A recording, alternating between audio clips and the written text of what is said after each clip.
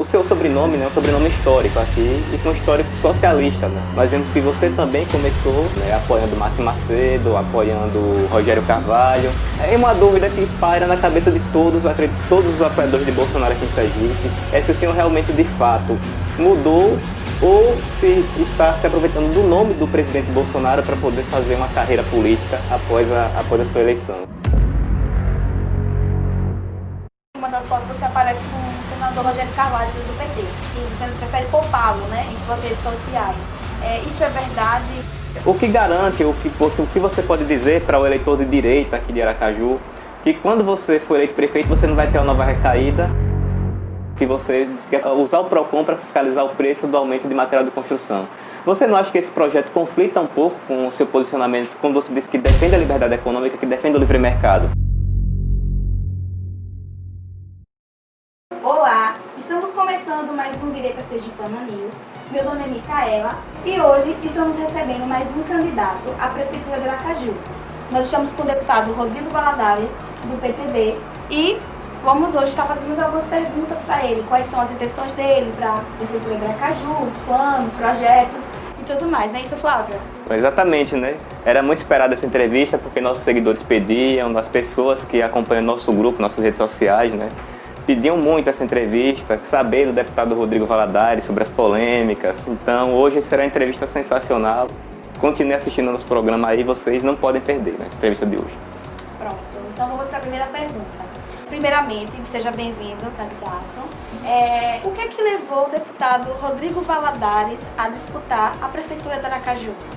Primeiro quero agradecer, Micaela, Flavinho, todos da direita sergipana, Ebert, o famoso em todo o estado de Sergipe, quem sabe no Brasil, né, Beto, por aquele vídeo, né, tão importante. Eu acho que você faz, né, através da polêmica, através do humor, né, traz temas importantes, isso é muito bacana. Então, parabéns, Tarcísio, todos da direita sergipana, né, é um prazer estar aqui com vocês hoje. Olha, Micaela, sendo bem sincero, a política é muito chamado, né, eu sempre falo isso, as pessoas podem achar que é clichê, esse tipo, né, de discurso, mas foi assim comigo. Eu entrei na política, não esperava entrar na política. Todos da minha família foram colocados por alguém da família na política, né? Seja um tio, um pai, um irmão. Essa foi a história de toda a família Valadares. Comigo foi diferente. Eu entrei na política 2 anos após o falecimento de meu pai. Meu pai faleceu em 2014. Eu entrei na política, digamos assim, nos bastidores em 2016, quando eu assumi a presidência do PTB.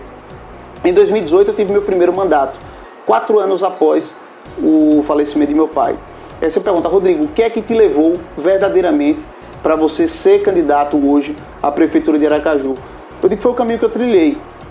Eu comecei no mandato muito novo, muito jovem, ainda buscando, né, identidade dentro da minha política, como eu ia me posicionar, o que eu ia defender, entendendo o cenário atual. E uma transformação que teve, para mim, foi o jeito que eu ganhei a eleição. Foi como foi minha vitória. E o que eu passei depois disso. Quem é o Rodrigo antes da vitória e quem é o Rodrigo depois da vitória. Isso começou a modificar muito o jeito de eu pensar política, de eu ver política. E eu senti aqui em Aracaju uma lacuna muito grande. Uma lacuna que existe o sentimento nas pessoas, existe a vontade nas pessoas, só que não existe referência. A gente sabe, e é isso que eu defendo muito, quem acompanha a minha rede social, vê o quanto eu bato no sistema aqui em Aracaju. O quanto eu bato num sistema podre que domina a nossa política há muitos anos, que domina o nosso estado há muitos anos, em que infelizmente a gente não vê alguém que possa nos resgatar disso, que possa nos libertar disso. A gente vê o jogo político sempre com as mesmas pessoas. E eu sei disso porque eu já estive lá, eu já estive com eles. Eu conheço essa turma toda. Eu sei como eles pensam, eu sei como eles agem, eu sei o que eles fazem. E eu sei quais são os objetivos dele na política. São totalmente diferentes dos meus. Eu sei o que as pessoas querem para a política. E são totalmente diferentes dos objetivos desses políticos tradicionais. A gente vê que muitos fazem política pensando nesta eleição, quem vai ser o apoiado para a próxima eleição e como é que ficam as pautas do povo. Como é que fica a vontade das pessoas? Como é que fica a gente resolver a educação de Aracaju, que é a pior do Brasil, saiu agora no IDEB? Como é que fica para a gente resolver a saúde de Aracaju, que virou caso de polícia? Agora a gente viu nessa pandemia, onde era para o prefeito mostrar a liderança, a gente viu o desastre que foi na gestão da saúde. Geração de emprego, nós somos uma piada. Quase 30 mil aracajuanos, perderam emprego na pandemia. Sergipe é o quinto pior estado em índice de desemprego. Nós temos 17% da nossa mão de obra desempregada. Nós temos altos impostos, somos o quinto pior estado também em competitividade, não sabemos atrair investimentos, não sabemos gerar empregos. Como é que ficam as pessoas? E o que é que todos os políticos buscam? O poder pelo poder. O jogo é sempre o mesmo. São sempre as mesmas peças, sempre as mesmas pessoas, buscando os mesmos objetivos. Lotear cargos, lotear secretarias, espaços de poder. Quem vai ser o próximo deputado federal do grupo, quem vai ser o próximo deputado estadual. E o povo sempre fala desse jogo. É muitas vezes o que eu falo, eles se protegem, mas ninguém protege as pessoas. E eu tomei esse caminho mais arriscado. Fui só para a política. Eu, meu grupo, os partidos que eu comando, e as pessoas começaram a vir, começaram a chegar, e eu comecei a ver que é isso. Podia ter escolhido o caminho mais fácil? Claro que eu podia. Minha família está na política há 70 anos, né? Podia ter escolhido esse caminho mais fácil. Mas não é esse caminho que eu sei que eu tenho para mim, não é esse caminho que eu sei que Deus tem para mim, e não é esse caminho, com certeza, que o povo espera de mim. Pronto, né? Então, aproveitando esse gancho que o senhor falou agora sobre a sua família... Precisa me chamar de senhor não, eu não sou tão velho assim não. Pronto, aproveitando esse gancho, né, que você falou sobre a sua família, o seu sobrenome, né, é um sobrenome histórico aqui, e com um histórico socialista, né, do histórico da sua família. E diante disso, né, em 2018, nós vemos que você também começou, pelo menos para concorrer a deputado estadual, no campo da esquerda, né, apoiando Márcio Macedo, apoiando Rogério Carvalho, fazendo campanha com figuras da nossa política tradicional, né? E também até essa foto é histórica. Até usando o boné do MST, né? E é uma dúvida que paira na cabeça de todos, acredito, todos os apoiadores de Bolsonaro aqui em Sergipe, todas as pessoas que acreditam, né, nessa mudança da política que aconteceu a partir das eleições de 2018, se o senhor realmente, de fato, mudou ou se está se aproveitando do nome do presidente Bolsonaro para poder fazer uma carreira política após a sua eleição. Então, fica essas fotos são históricas. Flavinho, veja, é o que eu sempre falo, né? Rodrigo, qual seria o caminho mais fácil para mim? Qual seria o caminho mais fácil para mim? Minha família, todo mundo sabe, né, é a estrela da esquerda aqui em Sergipe, né? O senador Valadares, muito próximo de Lula, Valadares Filho, sempre foram, né, próximo de Deda, sempre fizeram essa parte. Quem conhece a história política do meu pai, a história política do meu lado da família, sabe que desde 2002 houve um rompimento. E aí tem uma longa história que a gente pode também, né, tá tratando aqui. O que aconteceu nessas fotos, quem foi o Rodrigo da campanha de 2018 e por que o Rodrigo hoje é bolsonarista. De maneira bem clara. Em 2018, eu estava numa coligação junto com o Valadares Filho, não tinha minha ideologia 100% formada, tinha um passado, quando eu era muito jovem, militei no movimento integralista. Em 2015, entrei no movimento liberal, estudava muito Escola de Chicago, Milton Friedman.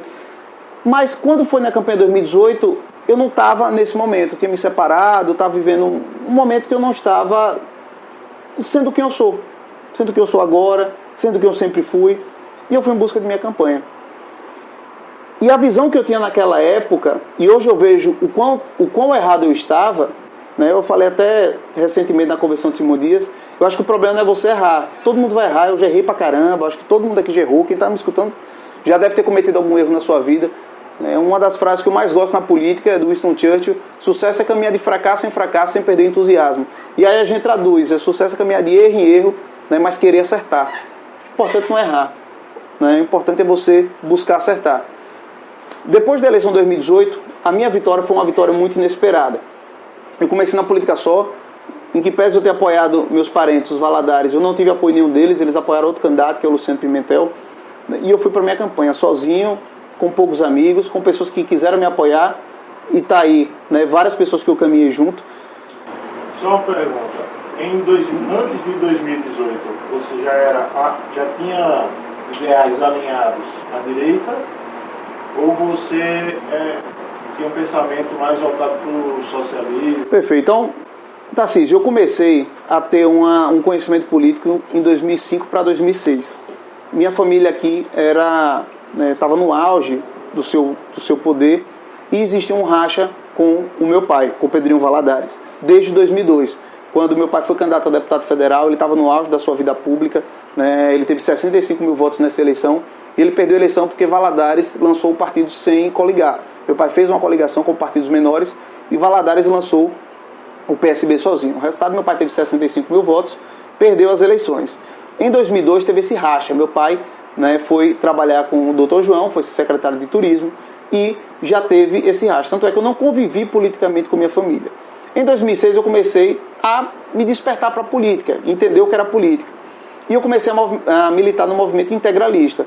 Era o que eu me identificava à época. Eu era muito jovem, revoltado com essa briga da minha família, revoltado com o que o senador Valadares tinha feito com meu pai, e eu fui para o lado completamente oposto, um lado completamente conservador, né? Seguia muito os ditames de Plínio Salgado, Gustavo Barroso, era Deus, Pátria e Família. Movimento integralista. Claro, o movimento integralista existia no Brasil muito incipiente, né? Era o resquício do que houve, né, na década de 30, na década de 40, né? Claro, depois de Getúlio Vargas o movimento caiu muito. Mas militava na Frente Integralista Brasileira. A gente ia até dizer, nós não somos os últimos de ontem, somos os primeiros de amanhã. Mas não existia. Então eu sempre tive, né, eu comecei a militar na política com esse pensamento. Em 2014, 14 para 15, eu tive acesso, né, aos primeiros papers e livros do Milton Friedman, da Escola de Chicago. Né? Eu li o Free to Choose, mudou bastante minha visão. Arnold Schwarzenegger. Pois é. E aí tinha até o Livres, o PSL tinha esse movimento Livres, eu cheguei a conhecer o Serginho Bivar, o filho de Bivar, me identificar muito com esse movimento. De 2016, quando eu entrei no PTB, eu comecei a adotar uma visão mais pragmática. Me desgarrei, comecei a me desgarrar dessa parte ideológica que eu tinha e comecei a tratar o partido de maneira mais pragmática. Tanto é que na eleição de 2018, na eleição de 2016, fizemos o partido aqui, elegemos 2 vereadores na capital. Quando fui para a eleição de 2018, eu tinha trabalhado em 2017 no governo Michel Temer, né, no Ministério de Minas e Energia. Nessa época eu ainda era contra a questão do PT, tanto é que tem meu Twitter aí antigo, as postagens na época do impeachment, acompanhei o impeachment, né, tanto é que você não vai ver nenhuma foto minha, vídeo pedindo voto, seja 2006, 2010, 2014, para ninguém ligado à esquerda. Né? E em 2014 votei em Marina, porque era vice de Eduardo e meu pai, né, estava em toda essa circunstância. Então, em 2018, quando chegou 2018, eu estava numa visão totalmente pragmática, eu não estava... É que nem eu falo, minha esposa mesmo diz, a gente estava separado na época, ela disse, Rodrigo, você não estava em si. E essa é a verdade, eu não estava em mim. Né? Eu adotei uma posição pragmática, né? Fiz ex-apoios, não nego. É o que eu digo, as fotos são verdadeiras. Rodrigo, é como você pensa? Não. Quando eu comecei meu mandato, aí volta a questão da eleição. Fui para minha eleição sozinho, após o falecimento de meu pai, achava que podia reatar com minha família, mas eles escolheram apoiar outro candidato, inclusive na minha cidade, em Simão Dias, imagine só. Né? Era meu tio, meus primos, só teve um primo que ficou comigo, da família inteira, todos os meus tios contra mim, com bandeirinha do Luciano Pimentel, que eu não tenho nada contra, me dou bem com ele, mas eles fizeram uma campanha muito pesada contra mim e eu ganhei para eles lá. Quando acabou a campanha, né, e assim, a noite da campanha foi onde eu entendi o que Deus tinha para mim. Eu tinha me batizado, eu passei a campanha inteira, né, eu sou evangélico hoje, eu não era evangélico, era cristão, quem vê minhas fotos, pode até passar lá, vai ver que eu tô com um terçozinho, que era guia, eu não sabia, mas uma vida disse, use esse negócio aí, eu não tinha esse conhecimento, botava, né? Então, passei a campanha toda, né, assim. Na semana antes, eu me batizei na Sara. Quem me chamou foi Daniel Mafó, que é até pré-candidato a vereador. Ele, Rodrigo, bora se batizar, bora. Eu disse, bora. Fui por folia, confesso a vocês, fui na brincadeira, na onda. Mas ali Deus já estava agindo. Eu não tinha esse entendimento que eu tenho hoje. Né? E a bispa, né, que hoje é minha vice, né, que foi quem me batizou, ela diz, Rodrigo, Deus já estava agindo ali, você não sabia. E numa semana antes, quando chega no dia da eleição, começa a apuração. Eu ainda boto 3 mil votos de frente no Vardo que eu estava disputando, e ele começou a encostar. Começou a encostar, né? Chega um momento até que a gente empatou. Imagina, uma eleição de deputado estadual. E eu me lembro muito claramente, quando ele empatou, eu botei o terço, na mesma hora ele virou. Eu disse, não é isso que Deus quer para mim. E durante todo o momento, Micaela, Deus falava comigo, acalme seu coração, a vitória é sua. Acalme seu coração, a vitória é sua. Eu já estava, gente, no Rivotril, já estava deitado, já estava, só Deus sabe. Faltava uma urna no estado inteiro. Eu estava perdendo por 7 votos, 7 o número da perfeição. E minha esposa, né, hoje a gente voltou, mas na época a gente estava separado, ela me falou uma coisa que me marcou muito e assim, naquele momento foi muito significativo. Ela disse: Rodrigo, Deus, quando age na sua vida, Ele deixa assinatura. Ele faz para você ter certeza que Ele agiu, que foi Ele que agiu. Na campanha também eu tinha visto, na verdade, antes da campanha, uma pregação sobre o Vale dos Ossos, né, ossos secos, sequíssimos, que não tinham mais vida. E Deus fez reviver. E foi assim que eu me senti naquele momento. Né? Eu me senti... Eu estava perdendo por 7 votos, faltava uma urna no estado inteiro. Imagina, tinha cidades que eu tinha 2 votos, 3 votos, 4 votos. Imagina uma urna, a possibilidade de eu ganhar. Muito pouca. Né? Então, eu senti a derrota, eu senti todas aquelas derrotas que nós passamos de 2002 com meu pai, 2006, 2010, 2014 que meu pai morre no acidente. Eu senti todo aquele sentimento de novo. Deus me fez eu estar no limite, no impossível. Chegou a me arrepio. Quando eu senti que era impossível... Aí abriu a última urna. Eu tenho 9 votos. Eu venço por 2 votos. Ali Deus me mostrou o que Ele queria para mim. Ali Deus me mostrou: Rodrigo, toda a sua família foi alguém que lhe botou na política. Foi alguém que botou algum Valadares na política. Você, quem botou fui eu, foi Deus. Ali eu entendi. Rodrigo, você mudou da água pro vinho ali na mesma hora? Não. Mas Deus começou a agir. E eu vou dizer para vocês, quem quiser siga, minha esposa Moana teve um papel fundamental nisso. Porque ela não veio, né? Eu me separei e eu vim para esse lado. Ela ficou. E ela dizia: Rodrigo, eu não acredito que você tá fazendo campanha com essa turma. Eu disse: não, mano, que nada, velho, que nada. Não tava em mim. E aí a gente começou, né? E ela começou muito forte, muito firme na fé comigo. E eu errando pra caramba com ela. E ela firme. E não é fácil, né? Hoje em dia a gente sabe que casamento é mais fácil jogar fora do que consertar. E a gente tentando consertar, a gente casou novo, casei com 22 anos, hoje eu tenho 31, já tenho 2 filhos. E tentando consertar. E durante todo o meu mandato, eu já fui para a minha visão. Eu já fui para a visão que eu sempre tive. E claro que fortaleci. Antes de eu pegar PSL, antes de qualquer coisa disso, quem acompanha o meu mandato inteiro não vai ver um discurso meu defendendo a esquerda, um voto meu para a esquerda, nada. Eu trouxe Damares para cá, a gente fez a formação da Frente Parlamentar em Defesa da Vida, demos o título para ela através do pastor Antônio. Antes de tudo isso, tomei uma vaia da pega, tomei um pau da pega, mantive porque é o que eu acredito, é o que eu sei que Deus tem para mim. Se Deus está, acabou. Rodrigo, pronto. Então você atribui essa ligação à esquerda por conta do histórico familiar, ou até mesmo pela pressão de se sair bem com seus primos? Circunstâncias, Heber, tranquilamente. Eu estava numa coligação de esquerda, né, do PSD, que é a esquerda, e eram as pessoas que apareciam. Né, e eu não estava em mim, eu não tinha visão fechada como eu tenho hoje, de entender o que a gente precisa, de entender qual caminho a gente tem que seguir. O que seria mais fácil para mim? Veja, eu novinho, bonitinho, deputado, para mim era muito mais fácil ter seguido o caminho da esquerda. Eu ia ser o Túlio Gadelha sergipano, não é lindo? E ser de esquerda é massa, é fácil, velho, é fácil porque o discurso é bonitinho, né? A roupagem é linda, você é muito do bem, você é muito positivo, é facílimo ser de esquerda. Por isso que conquista tantos jovens. E por isso que a gente tem que combater isso. E eu já tive do lado de lá, eu sei como funciona a engrenagem.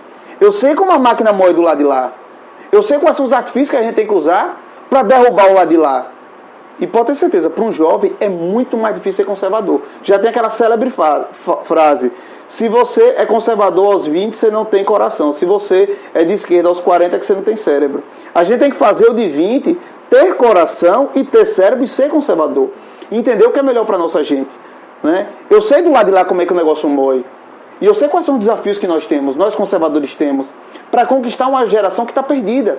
Uma juventude que está perdida, que está vindo toda bagunçada, depressiva, cheia de problemas, sem valores, para a gente cuidar. Eu tenho um projeto social de combate ao suicídio e à automutilação da Frente Parlamentar, que é o projeto Voluntários pela Vida, e eu vejo jovens que chegam lá. Stephanie está aqui, Stephanie é do nosso projeto, é oriunda do nosso projeto. Sabe o que a gente pega lá, Stephanie? Né? Jovens totalmente destruídos por uma ideologia nefasta, por uma ideologia do mal, que inverte valores, que está tudo bem, está tudo bom. O importante é você se sentir bem, mesmo você fazendo mal a si, fazendo mal aos outros, revertendo seus valores, destruindo a família. Você nunca vai ver ninguém de esquerda querendo consertar. Um casamento que nem eu tinha destruído e dizer, vamos consertar, vamos enfrentar. Não, troca, muda, pega outro, que nada. Ei, se valoriza, mulher, que isso? É isso. é a destruição. Eu sei como lá de lá mói. Eu tive lá.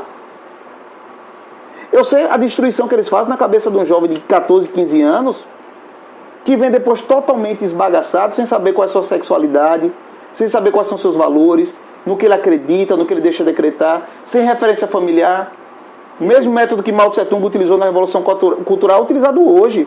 O mesmo método que Gramsci, em 1930, utilizou na Revolução Estrutural Cultural é utilizado hoje. E é o que eu falei para Flá, falei para os meninos. O conservador sempre luta com o inimigo do passado.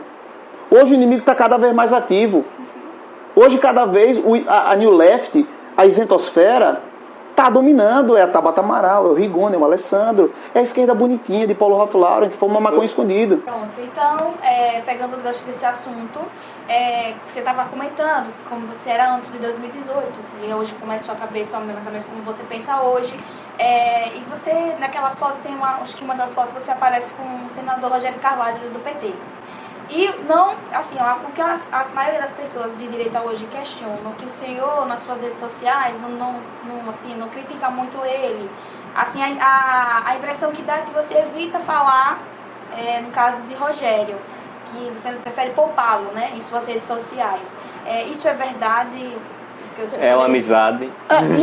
Não, veja, conheço o Rogério como eu conheço André Moura, como eu conheço o Alessandro, conheço, né? Estive em 2018 com o Rogério, tá as fotos aí, não tenho pra que enganar. Agora, bati em Rogério ontem eu fiz uma postagem contra ele, coloquei a foto dele lá, de Márcio Macedo, do Edivaldo, Belivaldo, Daniela, Alessandro, dizendo que Aracaju ia se livrar dessa esquerda. O que eu digo pra vocês, né, que eu digo pros ouvintes, para quem está nos acompanhando, é que Rogério nós já conhecemos. Rogério é do PT. Ele está ali, foi eleito com o número 13. 131, está lá, defende o PT, defende Lula, a turma dele é essa. Ele não enganou ninguém. Ele é isso. Entendeu? Agora, quem é nosso adversário? Aqueles que enganam. Aqueles que mostram que defendem os valores que nós defendemos e que não defendem. Ah, Rodrigo, por que você bate tanto no senador Alessandro? Porque a sociedade ainda, hoje já sabe, mas na época não sabia a periculosidade que é dessa turma. O PT a gente já sabe, tá lá vermelhão, barbudo, falando um monte de besteira, defendendo um Estado corrupto, uma máquina eficiente, que roubou o Brasil, que acabou com o nosso país, que o Brasil tinha tudo. No boom das commodities, a gente tinha barril de petróleo a $100, minério de ferro a $100 a tonelada, o Brasil era para estar bombando, era para ter feito reforma política, era para ter feito uma reforma completa da nossa infraestrutura. Nós temos infraestrutura de terceiro mundo lá embaixo. Então, isso a gente já sabe quem é. A gente já sabe quem são os vermelhos. A gente não sabe quem são os roxos. O roxo é que é o problema, que enganou a gente, foi eleito com voto bolsonarista e está lá dando pau no nosso presidente dia e noite. Então, você precisa falar de Lula? O povo não sabe quem é Lula? Agora o povo sabe a periculosidade de um Luciano Huck da vida? Não. Luciano Huck ainda é um bom moço, está lá dando carro, reformando o carro do povo, dando casa para o povo, entregue ao Renova BR, ao Jorge Paulo Lemann, ao movimento globalista. Quem é mais perigoso para o Brasil? Uma eleição do Luciano Huck da vida, do Moro da vida, ou de um Lula, quando forem para a campanha? Quem é mais perigoso? Luciano Huck. O Moro, que a gente não sabe quem é. Os vermelhos a gente já sabe quem é. Que não presta, a gente não quer mais. Agora essa turma ainda entra nas casas, na sociedade, tem uma pauta bonita. Quando eu comecei a bater em Alessandro, Micaela, todo mundo disse que eu estava doido. Eu disse, meu amigo, vocês vão ver quem é esse cara. A periculosidade que esse cara tem. Vocês não sabem. Aproveitando, quando foi esse rompimento com o Alessandro? Porque vocês estavam juntos na questão do G4, na época da... Na verdade, nunca teve rompimento, porque nunca teve aproximação. Eu tinha com os meninos do G4. Né? George que me chamou pra gente fazer um grupo de oposição na Assembleia. E era muito bacana. Né? A gente fazia um trabalho unificado de oposição, votávamos juntos, na maioria das pautas, não eram em todas, e fazia um trabalho de fiscalização. Eu achava muito bacana. Mas, infelizmente, aí volto a dizer, o Alessandro, né, com ciúme do nosso crescimento, do crescimento do G4, e logo após eu pegar a presidência do PSL, ele mandou que acabasse com o G4.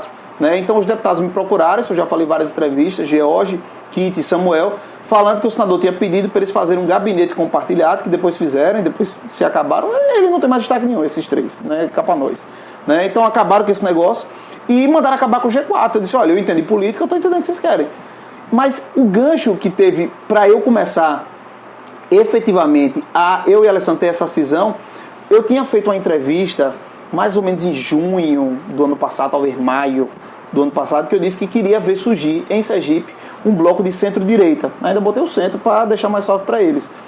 E imaginava que Alessandro podia capitanear. E eu achava que ele era de direita.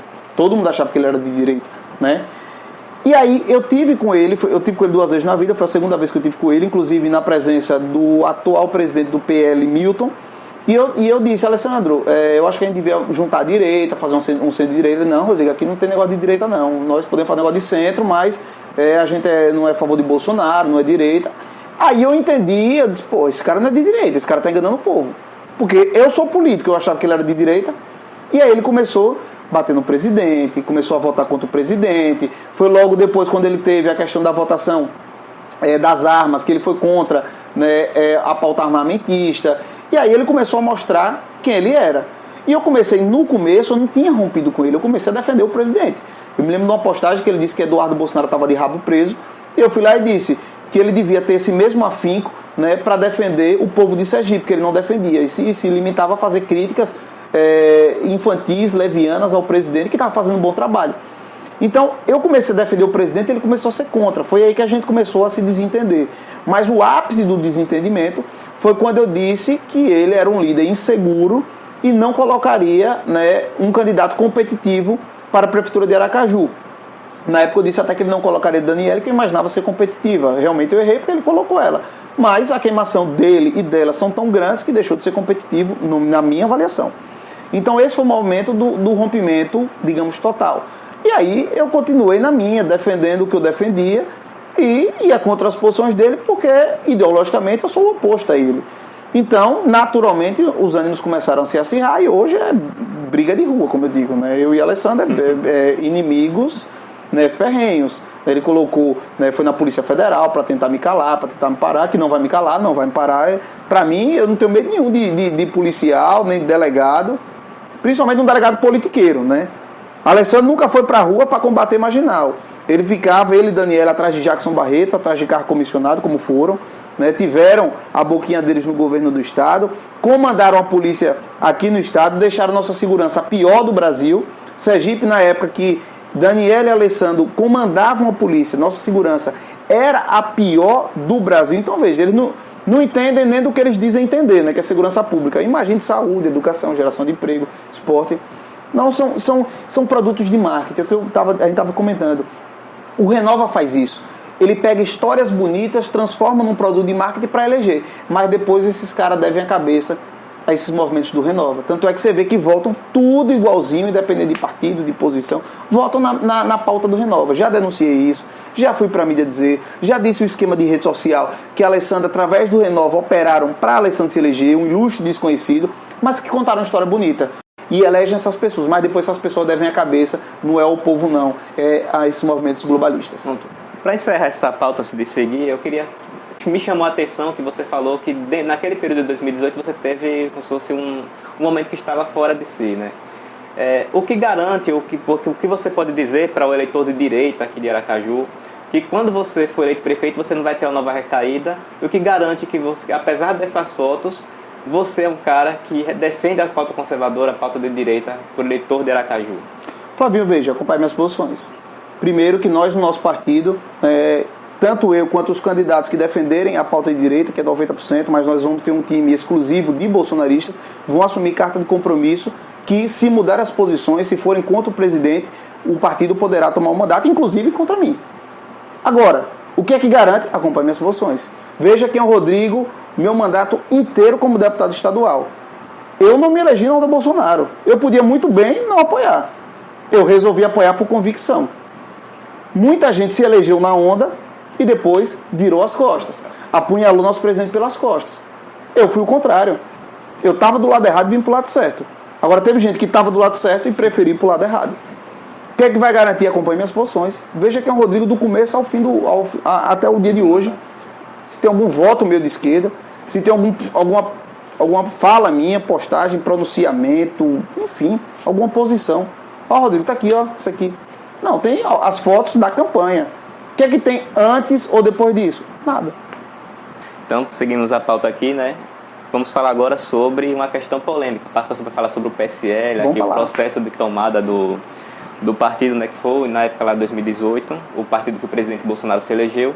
E em 2019, né, teve aquela situação toda que culminou, né, lá num restaurante famoso aqui da cidade, né, onde estava lá o deputado Julian Lemos e você estava sendo passado o comando do partido para o deputado, né? Alisson tá ali. Olha, eu nunca... Então, como é que foi esse processo para você chegar ao comando do PSL, né? Através, claro, do seu irmão, né? Perfeito. Eu nunca escondi a verdade de ninguém, nunca escondi como é que foi. Eu fui chamado, né, por Bivar e por Rueda, que eu conhecia, né, já desde quando eu morava em Pernambuco, para que nós tomássemos conta do PSL aqui em Sergipe. Ele viu o nosso crescimento no PTB, desde que nós pegamos o PTB, como crescemos o partido, como eu me elegi vários candidatos, né, como a gente verdadeiramente organiza partido e cuida do partido. E Bivar e Rueda me chamaram para que a gente, né, tomasse conta também do PSL aqui, já com meu irmão como presidente. Foi na oportunidade que eu conheci Julian Lemos, eu conheci ele inclusive na terça-feira, antes da quinta daquele evento. E é o que eu digo, eu não tomei partido de ninguém. O partido eles já tinham perdido, porque você tinha uma direção municipal e uma direção estadual se engalfinhando, brigando com a nacional. Volto a dizer, respeito o Valdir, respeito o Tarantella, não estou questionando a posição deles de bolsonarista, de direitistas, apoiaram o presidente, a legitimidade que a gente está falando aqui do partido e da construção do grupo. É o que eu volto a falar, isso é muito importante. A gente tem uma oportunidade, não é Rodrigo, mas a gente tem a oportunidade de consolidar um grupo de apoio ao nosso presidente Bolsonaro aqui em Sergipe, de apoio ao nosso presidente Bolsonaro aqui em Aracaju. E não dá para estar com brigas infantis e levianas que não levam a gente a lugar nenhum. Você vai ter harmonia em todo lugar? Não. Se você não tem na sua família, imagina um partido. Agora você tem que entender, primeiro resolve dentro de casa, para depois ir para a rua. Imagine você ir para a rua, eu vim aqui para dar uma entrevista, estando brigando em casa, brigando com a mulher, brigando com os filhos, brigando com a família, você já chega na rua sem cabeça. Então, partido é isso. Meu partido é mil harmonias, meus partidos? Não. Tem discussão? Tem. É legítimo. Eu não sou ditador que nem Alessandro e Daniela, que não escutou outro, não. Pelo contrário. Tem debate. Rodrigo, você está errado nisso, você está errado nisso. Agora, quando a gente se junta e vai para a rua para a gente conquistar, para a gente evoluir, para a gente crescer, vai com harmonia. E o que não estava acontecendo aqui no PSL, vocês sabem, era harmonia. Inclusive estava expondo a imagem do presidente, expondo a imagem da Nacional, e não é isso que vai fazer crescer uma ideologia, um grupo, um bloco em Aracaju. Não tomei partido de ninguém, não tenho nada para falar de Valdir, não tenho nada para falar de Tarantella, respeito eles, que eles continuem nas suas candidaturas, né? Vão à luta, busquem um mandato, é importante. Agora, a gente está falando da consolidação de um grupo e da formação de um time. Então, aproveitando, teve uma situação aí dentro dessa questão do PSL, né, que tinha um outro pré-candidato a prefeito aqui de Aracaju que também estava nessa reunião, né, que era o Lúcio Flávio. Sim. Porque, qual seria o papel dele no PSL, já que ele estava nessa reunião, e por que vocês não estão mais juntos, já que um... Rapaz, eu convidei, né, na época, eu conheci o Lúcio, a gente teve essa oportunidade, né, ele estava no Brasil 200, né, era coordenador do Brasil 200, ou é ainda, né, antes de todos os problemas do Brasil 200. E quando nós ingressamos ao PSL, eu convidei ele, junto com a Mintas também, que foi realmente PSL, para fazer parte do PSL.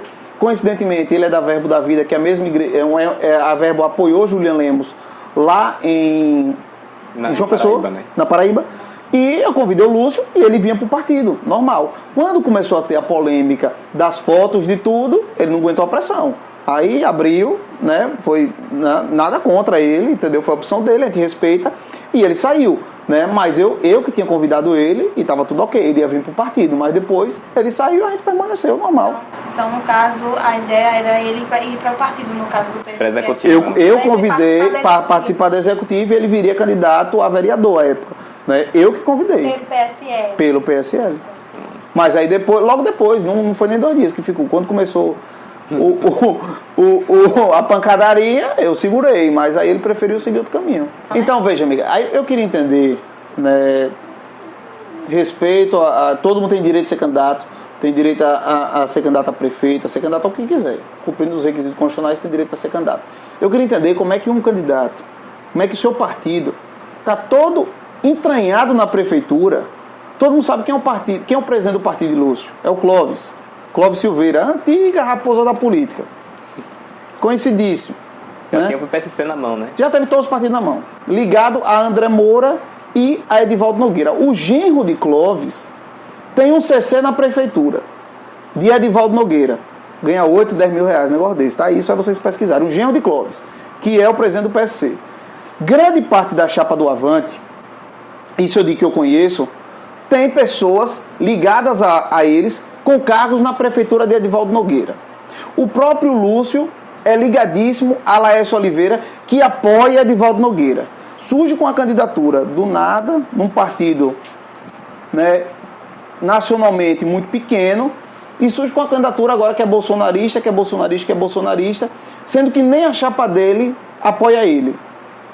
Todo entranhado ligado a Edivaldo Nogueira. Isso está muito estranho. Isso soa muito como uma candidatura, respeito todas as posições, mas soa muito como uma candidatura que tem objetivo de fortalecer Edivaldo. Porque, veja, que negócio, parece pato, tem bico de pato, tem perna de pato, mas dizer que não é pato é difícil, né? Todo mundo entranhado com Edivaldo Nogueira, o presidente do partido Clóvis, assim com Edivaldo e com Laércio. Né? Ou com Edivaldo e com André Moura. André Moura, o amiguinho de Edivaldo. Os vereadores todos com posições junto à prefeitura. E se quiser eu digo nomes.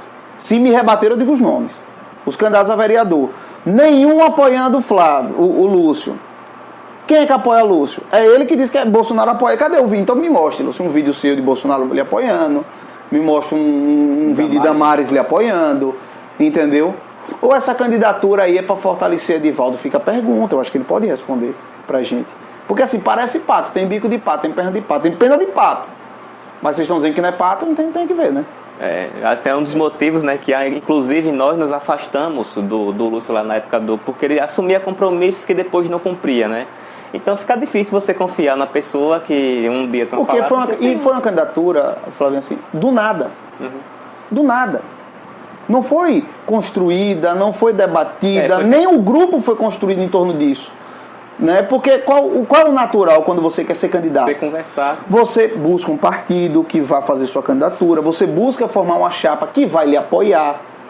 Mas você está uma candidatura num partido de Edivaldo Nogueira e dizer que é contra Edivaldo Nogueira, tá estranho. E lembrando que o partido Avante, nacionalmente, é o que menos votou contra o governo em 2019, né?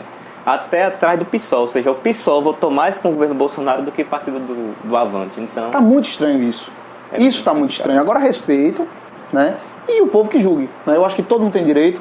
Não tem esse perfil de impedir. Eu acho que o contraditório está aí. Eu acho que ele pode também se manifestar. Lúcio, você está a serviço de Edivaldo ou não? E aí o povo vai saber. Pois é, né? Fica aí o questionamento. Bom, vamos seguindo aqui a pauta, não é isso, Mica? Falar agora sobre os projetos do deputado na Assembleia Legislativa, né? A gente observou alguns projetos interessantes, certo, do senhor, mas a gente notou que só um parece que foi aprovado, não foi? Que foi do Dia do Rock. Dia do Rock. Isso, é por quê? Veja, Mica, isso é muito o sistema que está na Assembleia, que é o sistema que eu digo que está em Sergipe. Nós já apresentamos algumas dezenas de projetos. Essa semana mesmo eu estou colocando um plano amplo sobre educação, né, aqui para nossas escolas no governo do estado, um plano que já engloba várias propostas que nós estamos tratando na nossa campanha, né, de prefeito de Aracaju, na nossa pré-campanha. Nós temos diversos projetos, projeto contra a taxa de religação da DES, projeto contra a taxa de esgoto, um plano gigante de incentivo de reformulação do PSDI, que é o plano, né, de desenvolvimento industrial daqui, que em 30 anos gerou apenas 15 mil empregos. Você veja, 30 anos, apenas 15 mil empregos. É um plano que fracassou completamente. Eu tenho um plano completo de reformulação do PSDI, eu tenho um plano completo de capacitação e incentivos fiscais para micro e pequenas empresas, que aqui em Sergipe geram quase 80% dos empregos. Nós temos o primeiro projeto que nós apresentamos, foi o projeto de transparência das licitações, que tornou obrigatório que todas as licitações sejam eletrônicas e mediante uma simples requisição você tem acesso a todas as informações da licitação em tempo real. Nós temos o projeto de fornecimento de canabidiol para pacientes epiléticos, né, com epilepsia e autistas, diversos projetos. Agora na pandemia, eu fiz o primeiro projeto de lei para a reabertura gradual do comércio com estudos embasados, estudos internacionais, foi o meu, nunca foi pautado. Nenhum projeto meu, Mica, nunca foi sequer para uma comissão. Veja, nunca saiu da gaveta todos os meus projetos. Tem um projeto que era para aumentar o auxílio do governo de 100 para 300 reais na época da pandemia. Eu posso passar aqui o dia todo dizendo meus projetos. O problema é que eles nunca nem sequer foram para uma comissão. Aí eu cheguei, isso é perseguição, só pode. Vamos fazer um teste. Eu nunca botei um evento cultural. A galera bota direto. Dia de comer pirão de galinha, dia de não sei o que lá, só besteira. Eu gosto de rock, né? Sou roqueiro, né? Não tenho vergonha de dizer isso. Gosto muito de rock. E dia 13 de julho é o dia do rock. Eu disse, vamos fazer o dia do rock. Vamos ver se eles vão pautar. Em 10 dias virou lei. Em 10 dias, veja o que a Assembleia Legislativa faz. Em 10 dias, um projeto meu virou lei. É lei hoje, é dia do rock, minha primeira lei. Projetos que vão mudar a vida das pessoas, como impedir a taxa de religação da DESO, impedir a taxa de cobrança de esgoto, reformulação do PSDI para reformular nossa política industrial de atração de investimentos, que é o que eu fiz lá em Pernambuco. Projeto de incentivo e capacitação de obra para micro e pequena empresa. Projeto de transparência para os gastos governamentais para as licitações. Eu posso falar uma dezenas aqui. E você vai ver, vou apresentar essa semana um plano gigantesco de reformulação da nossa educação. Não será pautado. Nenhum projeto meu nunca sequer foi para uma comissão para ter um parecer. Eu nunca recebi um parecer de constitucionalidade de um projeto meu. Agora, dia do rock, a Assembleia Legislativa em 10 dias tornou lei. A Assembleia Legislativa hoje só faz aprovar indicação, moção, evento cultural só. Projetos importantes que vão mudar a vida das pessoas são engavetados, principalmente para deputados de oposição que nem eu. Muitos porque não querem fazer projetos bons para as pessoas, não querem me dar holofote, porque acham que eu vou aparecer, vou crescer. Eu não estou nem aí para isso. Eu quero fazer uma Assembleia ser protagonista, uma Assembleia acontecer. Infelizmente, eu até tirei uma brincadeira recentemente, a gente podia tornar a Assembleia um órgão referendador, porque é para isso que a Assembleia serve aqui em Sergipe. Apenas referendar a posição do governador. E dentro desse contexto aí da pandemia, né, teve um projeto das máscaras, né, para multar as pessoas que não usassem máscaras. Né? Eu acho que foi um projeto... Um absurdo. Só teve 3 votos contra. Nós fomos contra esse projeto, né, que é um absurdo. Né? Nós tentamos aprovar ainda 3 emendas para amenizar. Uma delas é que o governo fornecesse as máscaras, mas todas foram derrubadas. O problema é esse. Fica todo mundo calado, fica os deputados discutindo lá, mas na hora de votar vem um rolo compressor do governo e derruba. E aí nesse projeto, né, da multa para máscara, multa de quase 80, 90 reais, eu votei contra, o deputado George Guimarães votou contra, e o George Passos e o deputado Zezinho Guimarães tiveram 5 abstenções e o resto tudo votou a favor. É muito difícil, né, você ser um deputado de oposição naquela casa, né? O sistema domina. Pra você ter uma ideia, eu nunca tive, volto a dizer, eu nunca tive um parecer num projeto meu. Tenho vários projetos, vários, diversos, né, como eu acabei de falar. O grande problema é que o sistema impede. Né? Esse sistema impede, por isso que a gente tem que derrubar esse sistema. Por isso que eu quero derrubar esse sistema. Porque é impensável de eu ser um deputado e acharem que a Casa Legislativa é só para dizer amém ou para apresentar indicação, moção, evento cultural. Pronto, seguindo aí nessa pauta um pouco sobre os seus projetos, nós também vimos que, inclusive você citou um agora, que foi de aumentar de 100 para 300 reais o auxílio durante a pandemia, né? E também teve outra questão, eu vou conflitar agora com o seu posicionamento liberal, né? Que você disse que tinha esse projeto aumentar de 100 para 300 reais, e também ouvi outro que você disse que é fiscalizar, usar o PROCON para fiscalizar o preço do aumento de material de construção. Você não acha que esse projeto conflita um pouco com o seu posicionamento, quando você diz que defende a liberdade econômica, que defende o livre mercado? Você defender, no caso, protecionismo, defender intervenção estatal sobre questões que são apenas de caráter de mercado? Flavinho, é isso que eu digo, né? Existe o liberalismo verdadeiro, raiz, existe o liberalismo que eu chamo de empresário paulista. O que é isso? O empresariado paulista, isso é uma anedota, né, que a gente brinca nos círculos liberais. É aquele empresário que fornece para o governo, né, que vende para o governo e diz que é liberdade econômica. Aí o governo diz, então beleza, vamos fazer liberdade econômica, agora a gente vai parar de comprar de vocês. Os caras, não, pô, aí não. E é isso que acontece. Infelizmente, você pode ter distorções no mercado causadas pelo Estado, mesmo em políticas benéficas, e o Estado precisa coibir as consequências negativas. O que foi a questão do PROCON?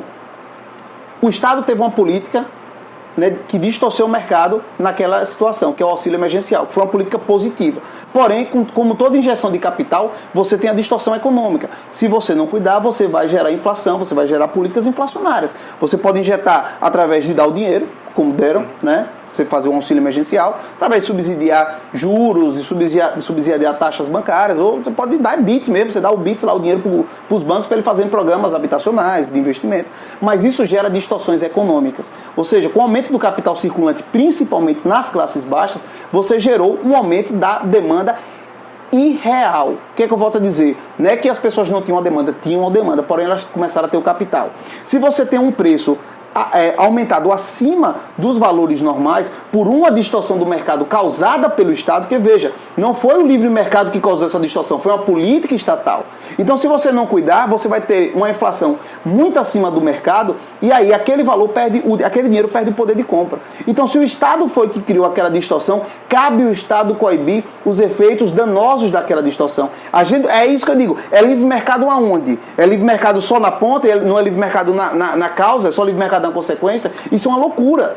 Se você está tratando de livre mercado, beleza, livre mercado, sem distorção econômica causada pelo Estado. É aquele negócio, eu defendo políticas diferenciadas para o Nordeste do que para o Sudeste, sim, porque existe uma diferença regional causada entre o Nordeste e o Sudeste, causada por uma política de industrialização da década de 30, que foi uma distorção que o Estado criou. Então, se o Estado criou aquela distorção econômica, o Estado tem que ajudar a diminuí-la. Porque o Brasil foi diferente na Revolução Industrial da Europa, dos Estados Unidos, da Inglaterra. O Brasil escolheu, vamos industrializar Getúlio Vargas. E vamos industrializar o Sudeste, vamos industrializar São Paulo. Botou infraestrutura, incentivos fiscais, enquanto o Brasil inteiro não tinha. E hoje você tem uma distorção gigantesca de um Brasil que pré-década de 30 era muito mais igualitário. Você tinha um Sul com suas características, com um desenvolvimento muito mais constante. Você tinha... Claro, o Brasil era um país agrário, Dom Pedro não permitia a industrialização, a gente sabe disso, não permitia nem a compra, muitas vezes, de implementos, de maquinários. Você tem um Sudeste desenvolvido, você tem um Nordeste muito pujante, você tem um Norte muito pujante. Porém, com essas distorções, você criou dois Brasis, você criou um Brasil que produz, que está no Sudeste, que gera emprego e renda, e que vende para o Brasil inteiro, que é um mercado gigantesco, e você tem um Brasil miserável. E essa distorção foi criada pelo mercado, foi a spontaneous order, como a gente fala, a ordem espontânea. Não, isso foi uma política governamental que distorceu o mercado. Então, se for a política governamental que distorceu o mercado, cabe ao governo também evitar aprofundamento dessas consequências. Porque se você é um empresário, você pode botar no Nordeste, que não tem incentivo nenhum, ou no Sudeste já está tudo pronto, você vai para o Sudeste. Então o governo tem que agir nisso para diminuir essa distorção causando incentivo. Mesma coisa que eu falei nessa questão do PROCON. Se foi uma distorção mercadológica causada pelo governo, uma distorção no mercado, uma distorção financeira, o Estado também tem que coibir que haja consequências negativas, porque senão perde o poder de compra, acabou o sentido do auxílio emergencial. Mas você não acha... aquele negócio, você quer ser liberal, não, só numa parte? Como é que faz? O Frankenstein? Não, aqui a gente vai ser liberal, mas aqui não dá para ser tão liberal assim. Né? O Brasil não tem liberalismo, o Brasil tem capitalismo de Estado. O que nós temos no Brasil chama-se capitalismo de Estado. Cadê os liberais de Renova, desses movimentos aí, tudo ligado a banco, para acabar com o oligopólio bancário que a gente tem aqui? Um país continental, 220 milhões de habitantes e apenas 4 bancos. Taxas de juros mais caras do mundo. A Europa está trabalhando com juros negativos. A Alemanha 0,75 negativo.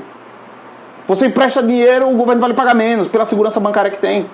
E aqui no Brasil você tem taxas altíssimas dos bancos, oligopólio bancário. Taxa Selic baixando, chegando a 2,5, vai chegar a 2,25. E cadê que as taxas do banco não baixam? Aí é liberalismo para onde? É liberalismo para seu Zé da esquina, né? Que tem uma mercearia itabaiana. Agora, para os grandes bancos, não. Aí não é liberalismo, não. É oligopólio. E quando a gente vê esse capitalismo tupiniquim de capitalismo de Estado, não vai funcionar. Então esse discurso liberal, né, para uma parte e não é para outra, para mim não cola. Para mim não cola. Sou conservador. Enquanto nós estivermos aqui, podemos aprofundar a economia de mercado, iremos aprofundar. Enquanto podemos consertar distorções econômicas, iremos consertar. Mas a gente tem que entender a realidade do Brasil, tem que entender a realidade que a gente vive. Não, aqui não é Liechtenstein. Liechtenstein é liberal pra caramba. Singapura é liberal, é totalmente simunias. O Brasil é um país continental que tem um capitalismo de Estado fortemente enraizado. E, enquanto esse capitalismo de Estado está existindo, o Estado também tem que coibir distorções negativas. Mas o senhor não acha também uma contradição quando você coloca um projeto que aumenta o auxílio emergencial para R$300, ou seja, vai injetar mais capital, e sendo que você está... Não, é isso que eu estou lhe falando. O auxílio emergencial não é o problema. Sou a favor do auxílio emergencial. Era um momento de pandemia, era um momento único. Você ampliar isso aí não é problema nenhum. O que nós estamos questionando são as distorções, as consequências dessa distorção. Isso aí tem que existir, porque senão o povo não vai se alimentar. Você tem que ir para a realidade. O grande problema de doutrinas, né, extremamente liberais, e eu não sou contra, com a escola de Chicago, com a escola austríaca, no capitalismo, não tem problema nenhum. Agora, eu não sou contra o auxílio emergencial, nunca fui contra o auxílio emergencial. Era um momento de necessidade. Agora, o que nós temos que coibir, a política existe. Vai acontecer a distorção no mercado? Vai. O que a gente tem que coibir? A distorção exacerbada. Você tem que coibir que ali gera uma espiral especulativa para aquele capital extra circulante. A questão só é essa. Eu não estou contra o auxílio emergencial. Sempre disse. Foi uma política benéfica, lugar nenhum do mundo fez, nosso presidente Bolsonaro deu exemplo, e eu queria que aqui fosse ampliado, para que as pessoas tivessem, durante a pandemia, mais conforto, porque foi um momento único.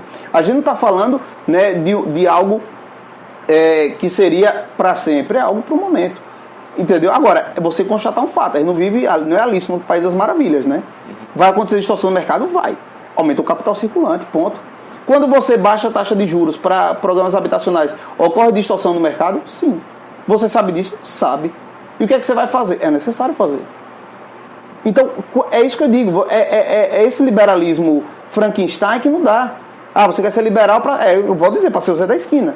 Que está ali na competição absurda, pro cara que está vendendo churrasquinho, aí você quer ser... Né, aí o povo quer ser liberal. Né? Agora, para quebrar os grandes oligopólios, para deixar de ter os programas estatais de desenvolvimento, o Brasil ainda é um país que está precisando de muito desenvolvimento, infraestrutura, diversas questões. Então, é isso, você não pode ter um Frankenstein. Ah, não, você está contra o liberalismo porque você não é liberal nisso. Espera aí, pô, a gente está vivendo o capitalismo de Estado ainda, vamos chegar lá. Para finalizar, eu queria perguntar o que o senhor acha, né, da gestão do hoje prefeito Edivaldo Nogueira, de Aracaju, e o que muitas pessoas têm perguntado, o que você acha, assim, do desempenho dele, o que você acha do desempenho dele nessa pandemia de agora, né, das medidas que ele tomou, e o que você faria se estivesse no lugar dele, quais medidas você tomaria diante dessa pandemia que a gente viveu, a gente sabe que acabou afetando todos, e o que você acha? Perfeito. Primeiro, eu não teria me escondido como ele se escondeu, e nem teria virado caso de polícia como a gestão dele virou. A gestão do prefeito Edivaldo nessa pandemia foi lamentável. Fechou o comércio, nos trancafiou em casa, mas quando foi fazer convenção partidária, ele soube fazer aglomeração. E é isso que a gente pergunta, quais são as prioridades da prefeitura. A avaliação que eu tenho da prefeitura é péssima, pior possível. Está a nota do IDEB aí para comprovar. Nós somos a pior capital em educação do Brasil nos anos iniciais, a segunda pior, a antepenúltima, nos anos finais das avaliadas. Nossa cidade, que se dizia cidade inteligente, até meados desse ano, e tomou um pau no ranking do Bright Cities, perdeu, foi desclassificado como uma cidade inteligente, é uma cidade que não consegue resolver o básico dos seus problemas. Isso eu falo calçamento, drenagem, esgotamento sanitário, iluminação, guarda municipal, não consegue resolver o que é de mais elementar. É o que eu digo. Gasta muito dinheiro com obras eleitoreiras, planeja a cidade para as próximas eleições e não planeja para as próximas gerações. Enquanto Aracaju não tiver um líder visionário, ambicioso, corajoso, audacioso, que planeje nossa cidade para os próximos 30, 40 anos e não para o próximo pleito eleitoral, Aracaju não vai sair de onde está. Nossa cidade já foi a capital da qualidade de vida, já foi a capital nordestina com maior renda per capita do Nordeste e uma das maiores do Brasil. E Aracaju vem perdendo, vem se atrasando. A gente vê Salvador evoluindo, Recife evoluindo, Maceió evoluindo, Fortaleza evoluindo e Aracaju cada vez mais ficando para trás. Cobramos altos impostos dos empresários, o que compromete nossa geração de emprego, não capacitamos a nossa mão de obra. Eu digo, a gente não resolve o problema básico, calçamento, drenagem, esgoto. Aracaju ainda tem, a gente tem duas Aracajus, tem Aracaju da Zona Sul e tem um Aracaju que vive parecendo uma zona rural africana, com índices de violência de uma guerra civil africana. Aracaju é a segunda capital mais violenta do Brasil, 51 mortes a cada 100 mil habitantes. Um absurdo. Então, a gente não resolve problemas básicos quando é para mostrar liderança, como foi na questão da pandemia. O prefeito se escondeu e o que fez virou caso de polícia, gasta 3 milhões com o hospital de campanha, que vira caso de polícia, e mesmo 3 milhões com marketing, com publicidade, com propaganda. O governo federal mandou mais de 170 milhões para a prefeitura de Aracaju. E a gente pergunta, cadê o dinheiro, prefeito? A gente não viu ações efetivas de combate à pandemia, não teve auxílio emergencial por parte da prefeitura, não teve testagem em massa para você chegar ao índice de imunização de rebanho, não teve grandes programas, né, de ampliação de UTI, não teve uma UTI construída aqui em Aracaju. Cadê o dinheiro? Cadê o dinheiro do Covid? Então a gestão de Edivaldo, na minha avaliação, não vou alisar, não sou desses daí politicamente correto, uma gestão 4, uma gestão 5, não, uma gestão 0, uma gestão vergonhosa, corrupta, rendida a partir dos aliados, que faz da prefeitura um cabide de emprego e um trampolim para projetos pessoais políticos de aliados, de N aliados. Né? E é isso que serve a prefeitura de Aracaju, para oxigenar financeiramente, inclusive, projetos de poder desaliados. Pronto. Então vamos encerrar aqui nossa entrevista, né, com as considerações finais aqui do deputado. Qual o recado que você tem para dar para o eleitor de direita, para as pessoas que estão interessadas agora numa mudança nesse quadro aqui da Prefeitura de Aracaju, né, elegeu mudar esse cenário onde está a esquerda governando há mais de 20 anos, né, na nossa cidade. Então, qual o recado que você tem a dar para o eleitor de direita, para aquele que ainda está desconfiado de você, né, para que essas pessoas possam confiar no seu projeto? Flavinho, primeiro quero agradecer, né, a você, a Micaela, a Tarcísio, a Heber, todos da direita sergipana. Mandar um abraço também para o criador do Pichuleco, Paulo Guzmão, né, esse querido amigo, né, dizer que acompanhem nossas ideias, nossa rede social, nossos projetos, nossas propostas. Veja como eu me posiciono durante todo o meu mandato, durante minha história política. O que eu fiz de errado não escondo, falo, mostro, digo e mostro quem eu sou. Mostro o que é que eu vou defender, mostro o que eu defendo, mostro o que eu acredito. E é isso que eu digo, compare os candidatos, compare as propostas, veja que rumo você quer para Aracaju, se quer que o mesmo grupo político, ou quem se traveste de diferente, mas é a mesma coisa, que domina Aracaju há mais de 35 anos, desde Jackson Barreto, né, passando por todos que ele apoiou, ou se a gente quer verdadeiramente um Aracaju diferente, mudada e mudada de verdade. É isso que a gente se propõe. Muito obrigado ao deputado Rodrigo Valadares e a todos vocês que estão assistindo. Peço novamente que se inscrevam no nosso canal, deixem um like, comentem, né, digam o que vocês acharam aí das palavras do deputado, do que ele falou, né? Comentem e não se esqueçam, né? Continuem seguindo o Direito Sergipano e até semana que vem. Valeu.